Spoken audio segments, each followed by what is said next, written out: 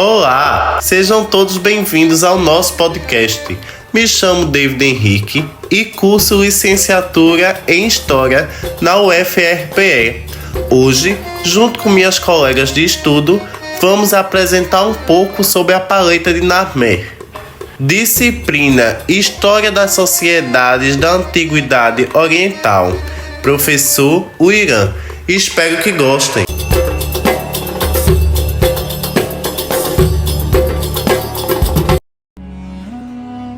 Meu nome é Ana Júlia e eu vou falar um pouco sobre quem encontrou a paleta de Narmer e onde ela foi encontrada. A paleta de Narmer, como sabemos, é um artefato com grande valor histórico, sendo do período arcaico do Antigo Egito, marcando assim o início da Era dos Faraós. Descoberta durante as escavações realizadas pelo arqueólogo James Kimball em 1894.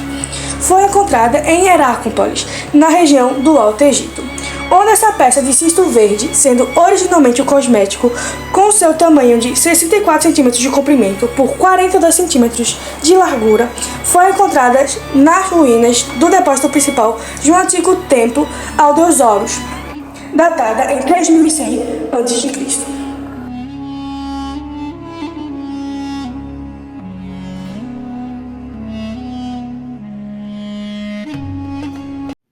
Olá, meu nome é Denise Moraes e eu vou falar sobre esses elementos visuais presentes na paleta de Narmer. Na parte superior da paleta, tanto na frente quanto no verso, tem uma mulher com características de vaca. Ela tem orelhas e chifres de vaca, tal qual a deusa egípcia Hathor, que é a deusa protetora das mulheres, né? E entre essas figuras da deusa Hathor, a gente tem uma fachada de um palácio que se chama Serek, tá? E esse Serek, ele é desenhado para indicar que o nome que está ali presente é um nome real, o nome de um faraó, que no caso é o nome Narmer, representado pelos hieróglifos de um peixe-gato e um cinzel, tá? E a figura central dessa paleta, vocês podem ver aí o número 3, tá? É um rei usando a coroa branca, que é a coroa do Alto Egito, vale ressaltar. E em uma de suas mãos, na mão que está erguida, ele está segurando uma arma muito parecida com um martelo ou uma clava, algo assim. E com a outra mão, ele está golpeando um inimigo. Abaixo dos pés desse rei, a gente consegue ver mais alguns inimigos mortos, né? Simbolizando provavelmente o sucesso de Narmer em sua luta pela conquista daquela terra. À direita desse rei, número 4, acompanhem aí, por favor, a gente vê um falcão, que é o símbolo do deus Horus, tá? Agarrando o inimigo pelo nariz.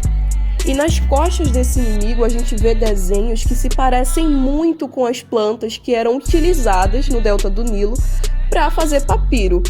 Agora vamos para o verso dessa paleta. Na outra face da paleta, número 5, traz de volta, né, esse rei, porém ele já não está mais usando a coroa branca e sim a vermelha, né? Por que será? A gente vai entender mais para frente. O número 6 mostra um porta-sandálias, tá? Acompanhando esse rei. No número 7, uma comitiva real, digamos assim. Homens, né, segurando bandeiras, estandartes. E à frente, no número 8, a gente vê corpos mortos, né, e decapitados. O que pode significar que Narmer agora conquistou também o Baixo Egito. E por isso que ele está usando agora a coroa vermelha e não mais a coroa branca. No número 9, a gente vê um touro, né, combatendo um homem, combatendo pessoas. E esse touro simboliza a força do rei. Olá, meu nome é Laís e agora eu vou apresentar para vocês alguns questionamentos sobre a paleta de Narmer. A paleta de Narmer pode trazer algumas dúvidas. Aqui estão alguns questionamentos sobre a paleta. Qual é o significado simbólico da imagem do faraó Narmer na parte frontal da paleta de Narmer? Em qual período histórico a paleta de Narmer foi criada e qual é a sua importância para o estudo da história egípcia? Que evidências presentes na paleta sugerem a unificação do Alto e Baixo Egito sob o governo de Narmer? Olá, seja bem-vindo ao nosso podcast. Hoje, eu e meu grupo vamos falar sobre a paleta de Narmer, uma das mais antigas e importantes peças da história egípcia. Vamos abordar 3 questões principais que discutimos sobre esse artefato. Me chamo Bruna e vou começar a responder as questões que o nosso grupo ficou responsável. A primeira seria o significado simbólico da imagem do faraó Narmer. E a primeira questão que abordamos foi: qual é o significado simbólico da imagem do faraó Narmer na parte frontal da paleta de Narmer? Bom, a imagem do faraó na frente da paleta é carregada de simbolismo. Narmer é mostrado em uma postura imponente, segurando uma clava e prestes a golpear o inimigo. Essa representação é um símbolo claro do poder militar e da autoridade do faraó. Ele é visto como um governante vitorioso, capaz de subjugar seus inimigos, reforçando sua posição como soberano divino. Então, aqui seria a representação simbólica do faraó nesta paleta. Outro ponto primordial de ser abordado neste assunto seria o período histórico da criação da paleta. Então, por isso, a outra pergunta seria: em qual período histórico a paleta de Narmer foi criada e qual é a sua importância para o estudo da história egípcia? Bem, a paleta de Narmer foi criada por volta de 3100 a.C., no período denominado pré-dinástico, marcando a transição para a primeira dinastia do Egito. Sua importância para a história egípcia está no fato de ser um dos primeiros registros do processo de unificação do Alto e o Baixo Egito, além de oferecer pistas visuais sobre como os antigos egípcios viam o poder e a autoridade. Outra questão primordial seria as evidências da unificação.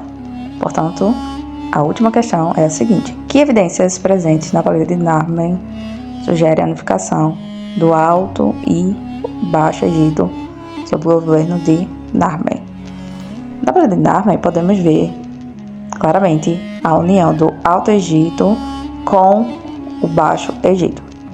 O faraó é retratado usando tanto a coroa do Alto Egito quanto a coroa do Baixo Egito, simbolizando assim a conquista e o domínio sobre as duas regiões.